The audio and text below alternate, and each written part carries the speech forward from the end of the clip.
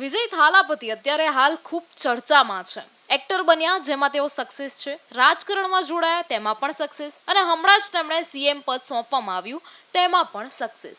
લોકોએ ખૂબ માનતાઓ રાખી, પ્રાર્થનાઓ કરી, એટલા જ માટે કે વિજય થાલાપતિને સીએમ પદ મળે, તેઓ ચૂંટણીમાં જીતે.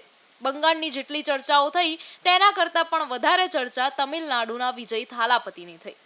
સીએમ બન્યા બાદ પણ તેઓ ફરીથી ચર્ચામાં આવ્યા છે, જેનું કારણ તેમને લીધેલો નિર્ણય છે. વિજય થાલાપતિએ શું નિર્ણય લીધા છે તેની વિગતવાર ચર્ચા કરીશું.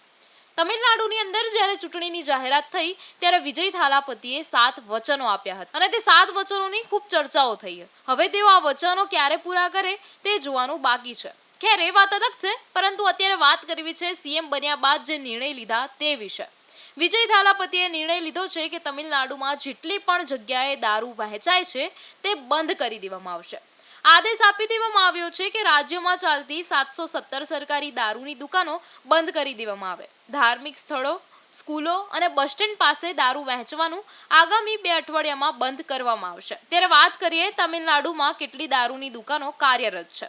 હાલ તમિલનાડુની અંદર 4765 દુકાનો કાર્યરત છે, જેમાંથી 276 ધાર્મિક સ્થળો પાસે, 186 સ્કૂલો પાસે અને 255 બસ સ્ટેન્ડ નજીક આવેલ છે. વિજયના આ આદેશથી સામાજિક સુધારાની દિશામાં આ એક મહત્વનું પગલું માનવામાં આવે છે. તે ઉપરાંત વિજય થાલાપતિએ ઘરેલું વપરાશ માટે 200 યુનિટ વીજળી આપવાને પણ મંજૂરી આપી દીધી છે. આ સાથે રાજ્યમાં મહિલાઓની સુરક્ષા માટે એક સ્પેશિયલ ફોર્સ આપવાની પણ જાહેરાત કરી છે, તેમજ દરેક જિલ્લામાં ડ્રગ્સ વિરોધી યુનિટ સ્થાપવાની પણ જાહેરાત કરી છે. જ્યારે વિજય થાલાપતિએ શપથ લીધા ત્યારે કહી દીધું હતું કે કાયદો અને વ્યવસ્થાની કડક અમલવારી અને મહિલાઓની સુરક્ષા મુદ્દે પણ કડક પગલાં લેવામાં આવશે. આ સાથે ચર્ચા એ થઈ રહી છે કે વિજય થાલાપતિએ જે 7 વચનો આપ્યા હતા તે ક્યારે પૂરા કરવામાં આવશે. આ 7 વચનો શું હતા તે પણ જણાવી દઈએ. 60 વર્ષની વય સુધી દરેક મહિલાને દર મહિને 2500 રૂપિયા આપવામાં આવશે.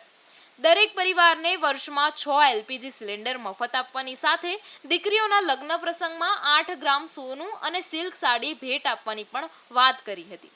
ધોરણ 1 થી 12માં અભ્યાસ કરતા વિદ્યાર્થીઓને અભ્યાસના ખર્ચ માટે દર વર્ષે 15000 રૂપિયા આપવામાં આવશે. તમામ મહિલાઓ માટે સરકારી બસોમાં મુસાફરી મફત રહેશે. તેમજ શિક્ષિત યુવાનોને મદદ કરવા માટે ગ્રેજ્યુએટ થયેલા યુવાનોને દર મહિને 4000 રૂપિયા અને ડિપ્લોમા ધારકોને દર મહિને 2500 રૂપિયા બેરોજગારી ભથ્થું આપવામાં આવશે. 5 એકર સુધી જમીન ધરાવતા નાના ખેડૂતોનું સંપૂર્ણ દેવું માફ કરવામાં આવશે, જ્યારે 5 એકરથી વધુ જમીન ધરાવતા ખેડૂતોનું 10% દેવું માફ કરવાનો વાયદો આપ્યો છે. ત્યારે હવે એ જોવાનું રહે છે કે આ બધા વચનો ક્યારે પૂરા કરવામાં આવે છે.